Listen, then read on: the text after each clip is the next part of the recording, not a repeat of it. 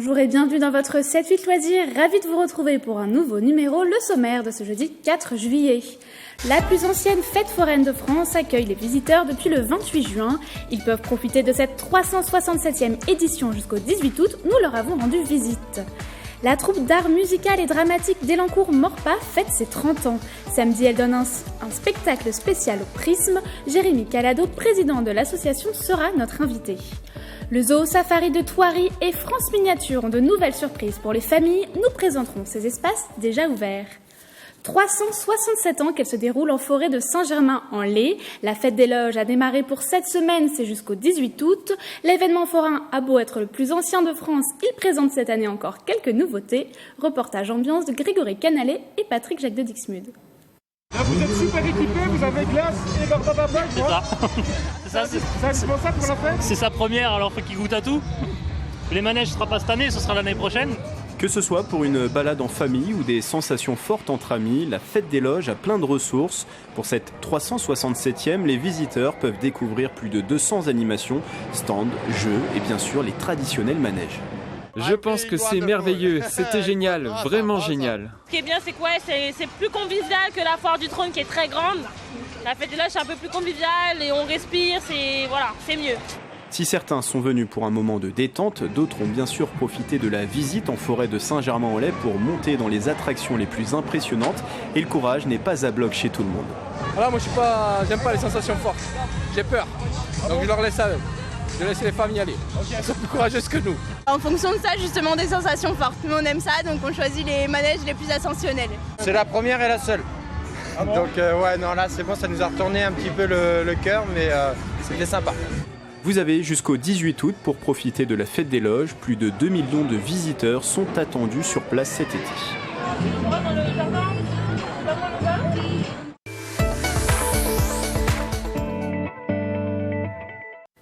Elle permet à des jeunes et des adultes passionnés de théâtre de se produire et jouer. Depuis 30 ans, l'association Tandem organise pour l'occasion un spectacle spécial ce samedi 6 juillet au Prisme à Elancourt.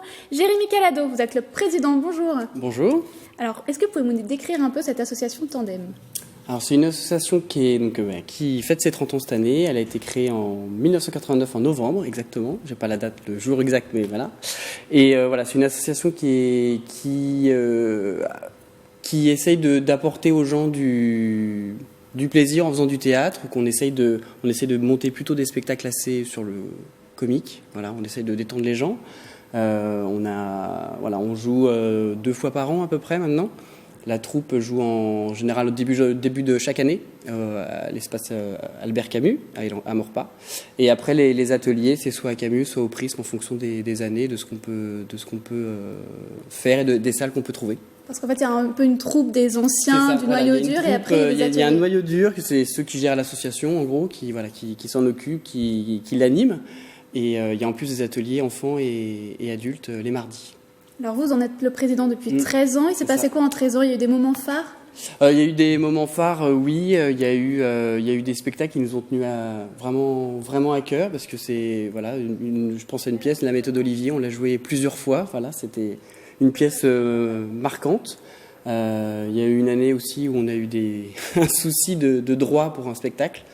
Et du coup, on s'est retrouvé un mois de la date sans spectacle. Donc il a fallu improviser en un mois, mais du coup, ça a fait un spectacle que les gens ont apprécié et qu'on a apprécié jouer. Donc un spectacle un peu comme ça sur le moment quoi.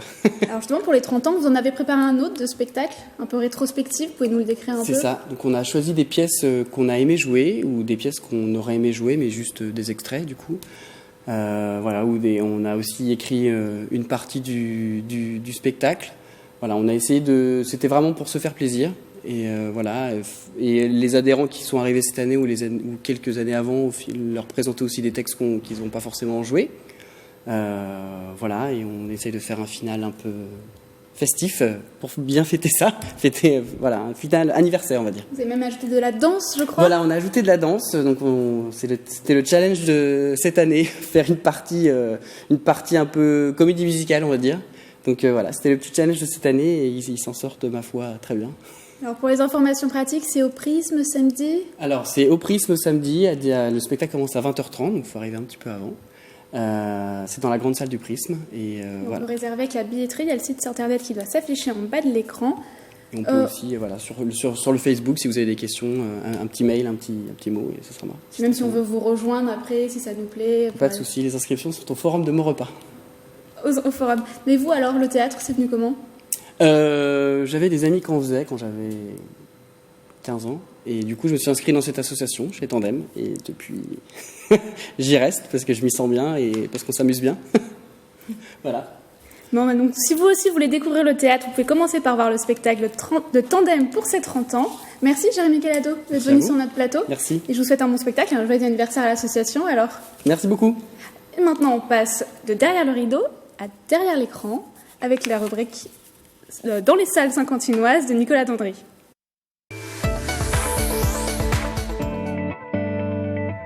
Cette semaine, dans les salles de l'espace Philippe Noiret de la ville de l'Éclé-sous-Bois, nous avons la sortie nationale de Spider-Man Far From Home. Nous vous conseillons d'aller voir le dernier Avenger, Endgame, avant d'aller voir ce film, car il contient des spoilers importants du dernier Avengers. Peter Parker, alias Spider-Man, souhaite partir en vacances en Europe, rejoindre ses amis et tenter de conquérir le cœur de la jeune MJ.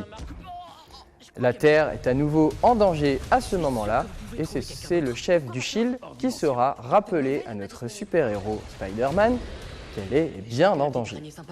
Il se fait donc aider par un nouveau super-héros Marvel, Mr. Beck, incarné par Jack Gyllenhaal, afin de sauver le monde, et donc la planète Terre.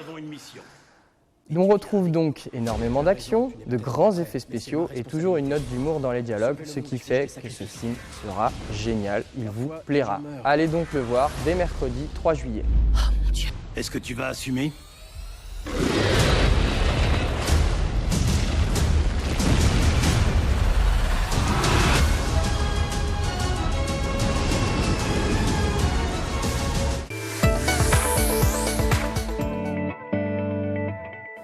Des rapaces dans une volière de 12 mètres de haut, des daims que l'on côtoie à pied et des rongeurs.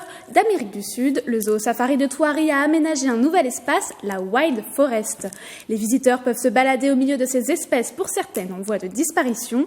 L'objectif pour le parc est de sensibiliser à leur protection. Mathieu Descombes au micro d'Aurélie Ronze. Depuis quelques années, le Zoo Safari de Thoiry, on essaye de créer des enclos d'immersion. Donc on avait déjà l'enclos d'immersion avec les loriquets, avec les kangourous, les lémuriens, les animaux plutôt d'Amérique du Sud avec les alpagas et les maras. Bien sûr la mini-ferme que tout le monde adore. Et on a donc cette année une nouvelle zone avec les rapaces en immersion et les daims en immersion. Le parc se dirige vers une expansion de la zone du parc à pied. Et donc on a décidé ici, dans cette belle forêt qu'on a, qui est naturelle, de créer une zone dédiée à la forêt. Depuis 2014, France Miniature se lance dans l'ouverture d'une nouvelle attraction chaque année.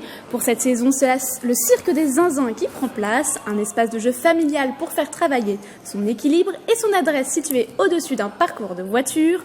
Le tout est accessible aux enfants à partir de 1 mètre. Leurs parents aussi peuvent s'essayer aux acrobaties. Il y a 2 parties sur cette attraction. Il y a une partie avec un circuit automobile où les enfants pilotent leur voiture sur un décor un peu BD. Et puis à 4 mètres au-dessus du sol, les enfants montent dans un filet de 400 mètres carrés. Il y a 20 ateliers pour jouer aux équilibristes, aux trapézistes sur le parc. Plus on est de fous, plus on est contemporain. C'est la devise du festival contemporain. Ce festival itinérant se termine au parc de la Vallée du 5 au 7 juillet à Mantes-la-Ville. 3 jours de concerts et de spectacles en plein air avec des artistes éclectiques venus du monde entier. L'événement met en avant la musique et les arts de rue. Du 10 au 20 juillet, c'est l'opération Partir en livre, proposée par le ministère de la Culture et organisée par le Centre national du livre. Le réseau des médiathèques de Saint-Quentin en Yvelines ne pouvait pas passer à côté de l'événement. Les bibliothécaires vous invitent donc à leur graine de folie, des spectacles de lecture inattendus avec des animations. Et maintenant, direction Paris pour un monde imaginaire.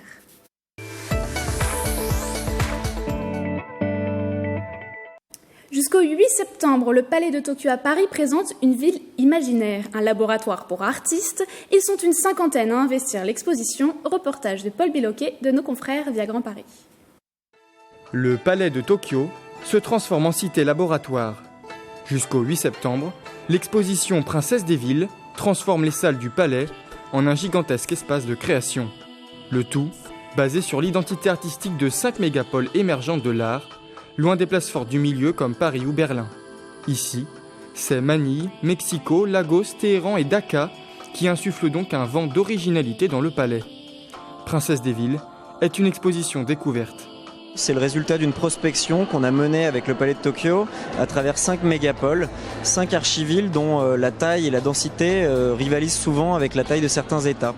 L'idée était de décentrer le regard du Palais de Tokyo pour aller trouver des nouvelles énergies, des énergies qu'on connaissait parfois comme à Mexico où la scène est assez connue. On avait entendu parler de l'émergence de nouvelles scènes qu'on connaissait peu. Manille, qui était une ville qui avait été déjà visitée de nombreuses fois par le Palais de Tokyo, et des villes qu'on ne connaissait pas, dont on a voulu aller prospecter. Dans cette exposition, le visiteur se balade au rythme du jour et de la nuit, à travers des lieux mystérieux, pour découvrir les créations de la 50aine d'artistes exposés. Un rendez-vous immersif qui donne l'impression de se retrouver dans une ville imaginaire, mais pas uniquement. On pourrait penser que c'est une ville imaginaire, mais c'est surtout un lieu commun, pour reprendre la pensée du philosophe et poète Édouard Glissant, un lieu commun dans lequel la pensée du monde rencontre les autres pensées du monde. Et c'est vraiment ce qu'on a voulu faire ici. On n'a pas regroupé les artistes par zone géographique, mais on les a assemblés pour créer des dialogues, des confrontations entre eux. Mais on a cherché des artistes plutôt indépendants du marché, des artistes qui viennent aussi du milieu du cinéma, du théâtre, de la musique, de la performance. Donc on a voulu créer comme ça un mix de milieux, un mix de monde, un mix d'imaginaire. Princesse des villes est admirée jusqu'au 8 septembre au Palais de Tokyo. Et c'est la fin de cette émission, mais aussi la fin de cette saison pour votre 7-8 loisirs. C'est un plaisir pour moi de vous accompagner chaque semaine. N'oubliez pas de retrouver une édition spéciale tout l'été sur notre antenne. Bonnes vacances sur TV78.